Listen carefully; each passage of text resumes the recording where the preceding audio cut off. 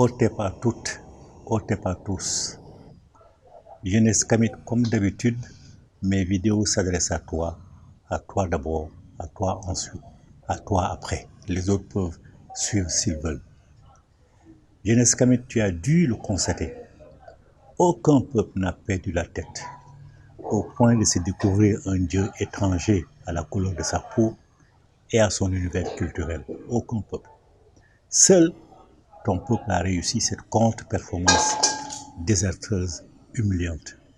Et cela du fait de ces marabouts, de ces prêtres, de ces pasteurs et de ces rabbins totalement ignorants de Dieu et qui se sont mis au service d'un Dieu étranger.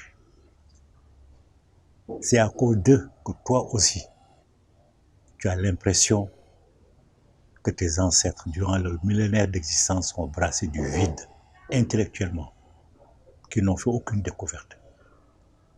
Alors, quelque part en toi, tu as appris, tu as commencé à croire que tes ancêtres sont les filles aînées et les fils aînés, je dirais, de la mère père primordiale. Parce que chez nous, le mot Dieu au masculin n'existe pas. C'est un mot qui appartient aux sociétés patrilinéaires, phallocrates. Chez nous, on dit mère père primordiale. Donc, tu as constaté que tes ancêtres sont les filles aînées et les fils aînés de la mère père primordiale. À ce titre, étant les premiers êtres sur la terre, il est clair qu'ils ont tout expérimenté avant tout le monde. L'amour, l'enfantement, l'amour, le mariage. Ils ont conçu les cités avant tout le monde, ils ont tout fait avant tout le monde. Mais à cause de ces imams, de ces prêtres, de ces pasteurs et de ces rabbins truands, ignorants, ils te font croire le contraire. Donc ils ont découvert un Dieu blanc, un Dieu qui est à l'opposé de la création que la mère primordiale t'a enseigné. Ils ont découvert un Dieu blanc. C'est un homme. Ils l'ont découvert en lui donnant le visage et les traits d'un homme. Et ce Dieu-là a créé son humanité à partir d'un homme. Et de cet homme, il a prélevé une côte qui lui a permis de fabriquer la femme. Déjà, c'est une humiliation totale de la femme. Déjà, se procéder de cette manière de faire place la femme nettement en dessous de l'homme, ce qui est l'inverse de la genèse de l'univers enseignée par la mère père primordiale, qui est androgyne, qui a tout créé par père et qui en plus n'a pas créé la seule humanité à son image, mais qui a créé toute la création à son image. Une parcelle d'elle-même se trouve dans tout ce qui existe et qui est naturel. Donc ces gens-là, imams, prêtres, pasteurs, rabbins, ignorent totalement cette réalité. Donc en ignorant cette réalité, ils font sien tous les défauts de leur Dieu, notamment la pédophilie. Dans les églises, les nonnes sont violées par les prêtres. L'islam reconnaît que son modèle premier, Mahomet, a épousé une femme à 6 ans et a consommé le mariage à 9 ans. Et aujourd'hui, il se trouve des imams, en tout cas des 10 religieux, qui soutiennent que cela est possible. Un homme peut épouser une femme à tout âge. À cause de ce Dieu, ils acceptent volontiers que nous soyons, que tu sois l'enfant d'inceste. Parce qu'il va de soi que si l'humanité est adamique, comme ils le disent, si Adam et Ève sont les premiers êtres sur la terre, il va de soi que si l'humanité doit être aussi nombreuse, il va de soi qu'Adam a couché avec ses filles, et Ève a couché avec ses fils, et leurs enfants ont couché entre eux. Donc ils acceptent d'être les enfants de l'inceste. Alors que dans la genèse de l'univers, développée, enseignée par la mère père primordiale, tout a été créé par père, et des millions de pères en même temps. Il n'y a pas de place à l'inceste. Mais ils te font croire cela. Ils te font croire aussi que c'est Dieu qui est omnipotent, omniscient, fait tout ce qu'il veut. C'est une sorte de dictateur qui justifie la dictature qui existe à l'heure actuelle. D'ailleurs, les musulmans sont prompts à dire tout ce qui se passe, c'est la volonté de Dieu. C'est les dictateurs qui sont à la tête de tes États, qui te forcent à fuir ton pays. C'est Dieu, c'est le Dieu qui l'a voulu. La mère, père primordial, jamais ne voudra cela. Mais le Dieu l'a voulu. Donc, ce Dieu-là est capable, comme le dit le Coran, sourate 8, verset 99. Il ouvre les yeux de qui il veut, il ferme les yeux de qui il veut, pour pouvoir remplir son enfer. Ce Dieu leur enseigne aussi et justifie la cupidité, justifie l'arnaque. Puisque dans une sourate intitulée Le butin, Dieu reconnaît la nécessité d'arracher le butin aux ennemis vaincus et de lui donner sa part. L'islam l'a dit, mais les chrétiens aussi l'ont confirmé quelque part, puisque l'Éternel, en devenant Dieu le Père, a accepté que l'Église, par l'arnaque, dit de la vente des innocents, construise la basilique Saint-Pierre de Rome. En fait, à l'époque, les deux papes qui sont suivis ont proposé aux gens de leur vendre les certificats qui leur ouvrent directement l'entrée du paradis. C'est avec cet argent-là qu'ils ont construit en grande partie la basilique Saint-Pierre de Rome. C'est d'ailleurs cette arnaque-là qui a révolté un des leurs, Martin Luther, qui a finalement quitté l'Église catholique pour impulser la création du protestantisme. Quant à l'islam, il pousse les gens à aller à la Mecque pour pouvoir jeter des pierres à Satan, pour pouvoir lapider Satan. Donc Satan, qui est aussi puissant que Dieu, accepterait docilement de rester dans un trou et d'attendre qu'on lui jette des pierres. Donc des choses enfantines comme ça, ces gens continuent de véhiculer. Et Dieu, Allah, les a aussi poussés tous les ans, une fois par an, à aller à la Mecque, dépenser des fortunes. Certaines femmes même se prostituent pour aller égorger un mouton là-bas, pour donner de l'énergie à leur Dieu. Parce qu'en fait, entre Allah et Allah, la première divinité, entre musulmans, il n'y a aucune différence. Et les gens, certains volent les caisses de leur État, de leur entreprise. Certaines femmes se prostituent, dépensent de l'argent pour aller faire tout cela. Parce que le Dieu leur permet d'arnaquer les gens afin de s'enrichir. Pas pour lui, parce que lui, il s'en fout, mais afin qu'eux, ils puissent s'enrichir. C'est pour ces raisons que la dîme existe dans l'église chrétienne, dans l'église protestante. Et certains fidèles récemment ont constaté que les dîmes qu'ils donnaient servaient aux pasteurs, notamment à se payer de beaux véhicules, à faire la cour à des femmes de façon cachée, bien entendu. Et c'est Dieu-là qui est aussi puissant, comme Allah l'a dit dans la sourate 8, verset 99, il dirige qui il veut, il désoriente qui il veut pour remplir l'enfer. Donc voilà un Dieu dont ils disent qu'il est miséricordieux, qu'il a toutes les qualités possibles, mais qui est capable de brûler ses propres créatures. Donc ils te tiennent un peu avec ça. Ils te tiennent avec la notion de l'enfer. Tu donnes des dîmes, tu vas à la mosquée, tu vas à l'église, tu vas dans le temple protestant, parce que tu as peur d'aller en enfer. Alors que l'enfer dans ta tradition, l'enfer n'existe pas. D'ailleurs, eux-mêmes, ils ont vu et ne peuvent pas te confirmer que tel arbre, telle plante, tel métal du monde physique a son correspondant dans le monde invisible. Parce qu'ils savent que dans le monde invisible, absolument rien n'existe de physique. Donc, les musulmans ont totalement tort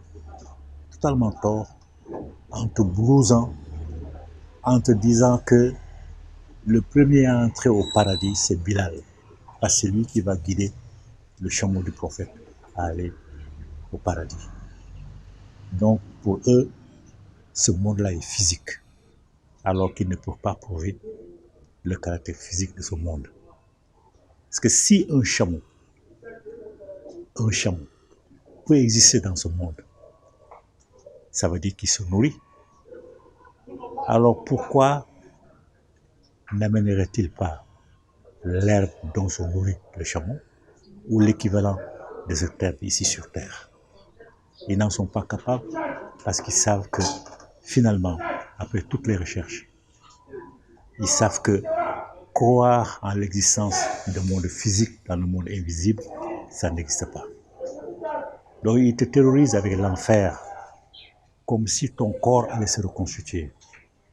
Alors ton corps ne sera pas reconstitué parce qu'il n'y a aucun corps dans le monde physique. Par ailleurs, il faut que tu saches qu'ils ne savent même pas où se trouve cet enfer. Parce que ce sont ces concepts enfer, paradis, jugement dernier que tes ancêtres ont créés. Et quand tes ancêtres les ont créés, leur race n'existait même pas encore. La race de ceux qui ont nommé l'éternel Dieu le Père, ceux qui ont nommé le Dieu ternaire, l'éternel Dieu le Père, Allah, n'existait pas encore, n'était même pas encore dans l'humanité. Voilà pourquoi, quand bien même l'enfer existerait, qu'ils ne sauraient pas où il se trouve. Donc, jeunesse Kamit, il faut que tu réalises tous ces mensonges, toutes ces méconnaissances de ces gens-là, qui vont t'induire en erreur, qui font que tu rejettes tes ancêtres, qui font que tu rejettes ta culture, alors que c'est la meilleure au monde. Elle a toujours été imitée, elle n'a jamais été égalée. Je te dis, il te parle de l'enfer. Le Coran en parle plus de 750 fois. Les évangélistes en parlent aussi, bien sûr, tu l'as entendu, ils parlent de la GM. Seuls les Juifs sont gardés d'en parler. Parce que ce sont les premiers qui ont eu contact avec tes ancêtres en Égypte et qui se sont rendus compte qu'il y a un enseignement ésotérique et un enseignement exotérique, et que l'enseignement ésotérique est destiné aux profanes, aux enfants. Que l'enseignement exotérique, pour y accéder, il faut être circoncis. Comme ils n'étaient pas circoncis, ils n'ont pas pu découvrir ce qui se cache derrière les termes d'enfer, de paradis, du jugement dernier. Voilà pourquoi eux, ils ne croient pas à l'enfer. Ils croient au Sheol. Sheol, c'est n'importe quoi dans lequel se trouvent un peu les défunts. Et ils n'expliquent pas exactement quel est le sort que ces défunts vont vivre. Sinon, tous les autres, imams, prêtres, pasteurs, parlent de l'enfer, ils ne connaissent pas. Parlent du jugement dernier, ils ne connaissent pas. Parlent du paradis, ils ne connaissent pas. Et dans ce paradis-là, ces imams africains, ces prêtres africains, ces pasteurs africains et ces rabbins africains savent qu'ils n'ont pas de place là-bas parce que justement ils sont noirs et que le Dieu qu'ils servent les a maudits de race. La preuve, ils n'ont pas droit aux houris, les 77 houris qui sont là-bas, qui sont destinés aux hommes de droite. Ça y est, les hommes vertueux, ça y est, les hommes blancs. Et par ailleurs, leurs propres femmes, les femmes noires, n'ont pas de place là-bas, on ne parle même pas d'elles. Donc tout ça, ça doit te donner à réfléchir. À savoir que ce que ces prêtres-là, ce que ces marabouts, imams, pasteurs te disent, c'est totalement faux. Et que leur Dieu n'a aucune compétence vraiment aucune compétence. Tu prends l'exemple du Mali, avec les événements douloureux qui se passent au Mali, au Niger, au Burkina, un peu partout. Mais je garde l'exemple du Mali, parce que tous les marabouts du Mali, les imams, les prêtres du Mali se mettent ensemble, les pasteurs, pour prier pour que Dieu ait pitié du Mali et fasse en sorte que la paix revienne. Mais c'est le pire qui se passe. Ça veut dire que le Dieu ne les écoute même pas. Est-ce parce qu'il est incompétent, ce que je crois, ou est-ce parce qu'ils sont des Noirs et il les a destinés à l'esclavage? Il ne peut pas, il n'a pas le droit. En tout cas, il a le droit, mais il ne peut pas les libérer si c'est de se contredire.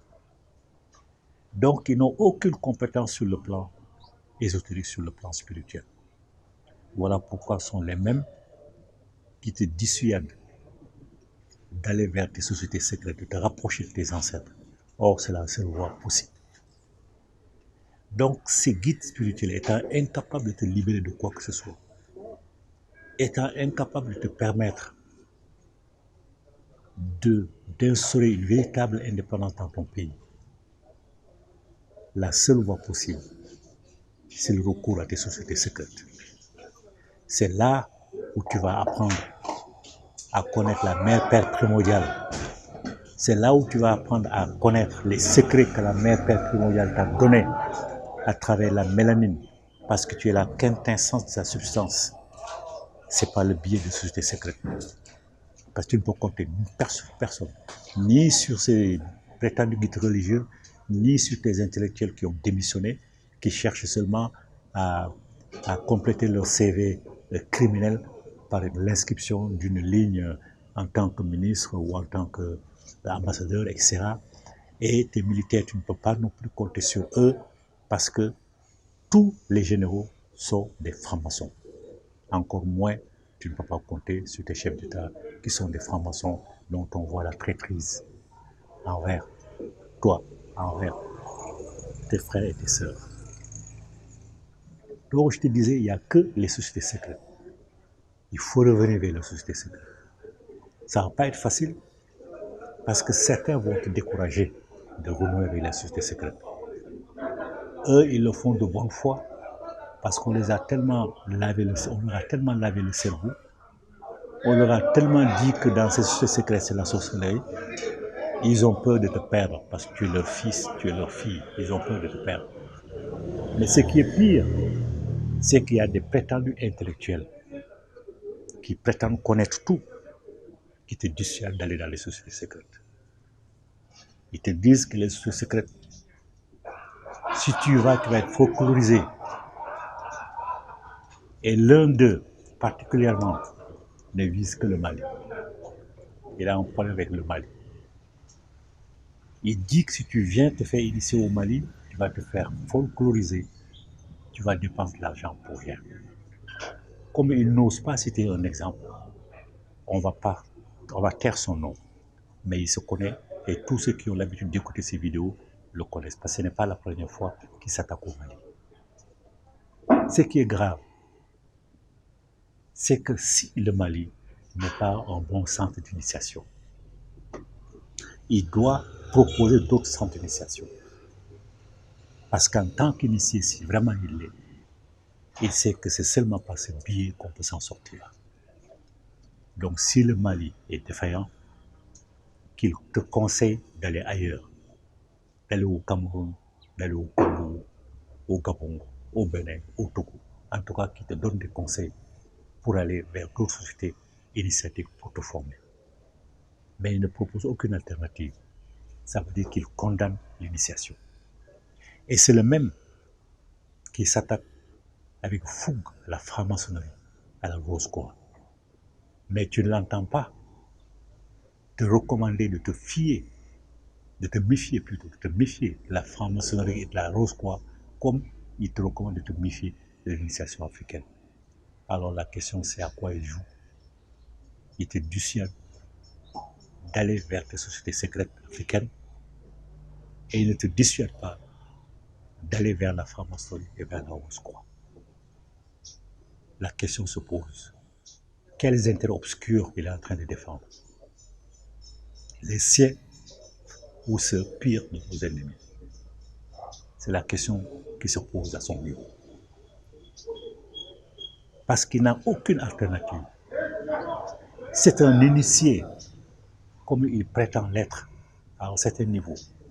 Il doit savoir que c'est seul par le biais de nos sociétés secrètes qu'on peut freiner la franc-maçonnerie, sa progression, qu'on peut freiner la Roscoa, qu'on peut bouter hors de chez nous toutes ces armées d'agression. Il sait que c'est par ce biais-là uniquement qu'on peut le faire. Parce que tu vas faire une insurrection populaire avec tes cailloux, avec tes bâtons. Les généraux, comme je te dis, francs-maçons vont t'envoyer la troupe qui va faire couler ton sang pour nourrir leurs égrégores maléfiques, qui va arracher ton âme, parce que l'âme n'est qu'une énergie. Les sorciers, eux, ne mangent pas. L'être humain ne mange pas la chair, ce ne sont pas des anthropophages, mais ils sucent l'âme. Donc en te tuant, ils détournent ton âme et ton sang vers les égrégores maléfiques. S'il est un authentique initié, il doit savoir que c'est ça qui va se passer. Il doit savoir que tu n'auras jamais la possibilité, comme dans le temps, au temps de Che Guevara, de former une armée de libération. Parce que tu n'as personne pour te faire payer, pour t'aider à acheter ces armes.